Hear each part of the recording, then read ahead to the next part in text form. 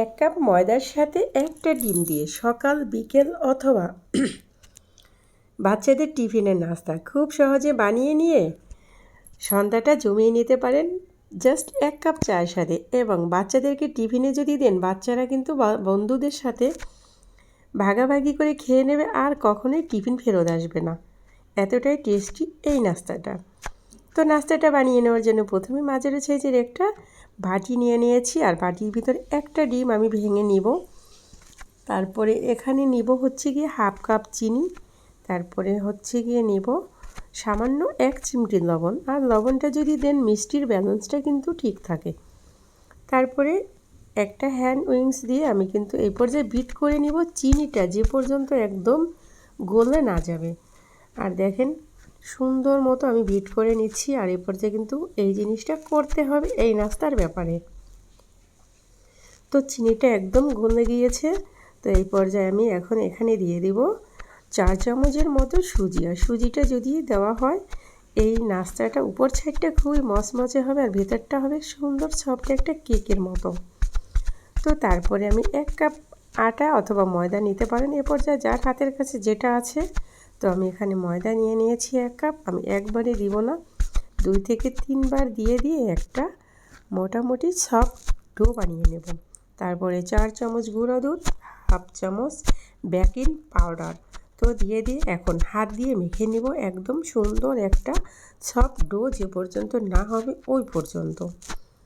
তো আমি একদম হাতে মেখে নিচ্ছি। আর এ পর্যায়ে কিন্তু হাতে মেখে নিতে হবে, একটু ভালো করে মেখে নেব। আর এখন দিয়ে দিব ভ্যানিলা এসেন্স সুন্দর একটা ফ্লেভারের জন্য।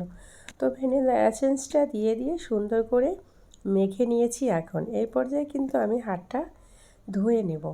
তো হাতটা ধুয়ে এসে হাতে একটু তেল মেখে নেব। তারপরে যে নাস্তাটা আমি বানাবো আমি সুন্দর একটা শেপ দিয়ে নেব। আর এই পর্যায়ে বড় ছোট মাঝারো শেপটা কিন্তু আপনাদের পছন্দ মতোই দিতে হবে। দেন দিয়ে দিচ্ছি। তো আমার কিন্তু অলমোস্ট সব বানিয়ে নেওয়া শেষ।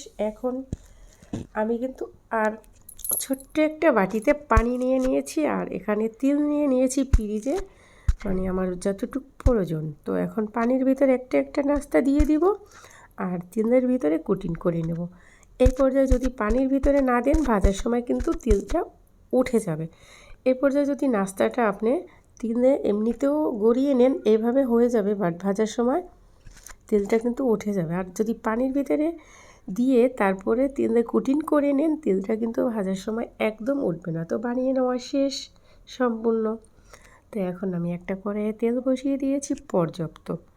তারপরে একটু গরম হয়ে যাওয়ার পরে এই যে নাস্তাগুলো আমি দিয়ে দিয়েছি। কিন্তু এই পর্যায়ে তেলটা কিন্তু বেশি হিট করে নেওয়া যাবে না, তো দেওয়ার সাথে সাথে কালার এসে যাবে, ভেতরটা কিন্তু হবে না আর তেমন স্মুথও হবে না, আর উপরের সাইডটা কিন্তু ক্রিসপিও হবে না। তো ওই দিকটা খেয়াল রাখতে হবে। আর চুলার আঁচটা কিন্তু মিডিয়াম লোতে রেখে উল্টে পাল্টে মোটামুটি এটা ভেজে নিতে আমার 10 থেকে 11 মিনিট সময় লেগেছে।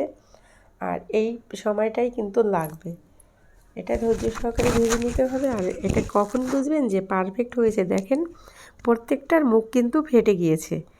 এই যে পর্যায়ে ফেটে যাবে বুঝতে হবে যে না নাস্তাটা একদম পারফেক্ট হয়েছে। আর যদি না ফাটে তো নাস্তাটা কিন্তু পারফেক্ট হবে না।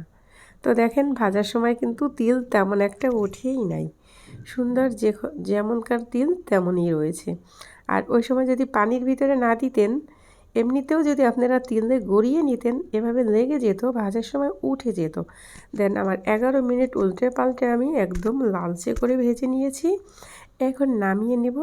আর এটা উপরের সাইডটা খুবই ক্রিসপি ছিল, ভিতরটা ছিল সফট একটা কেকের মতো, খুব দারুণ খেতে।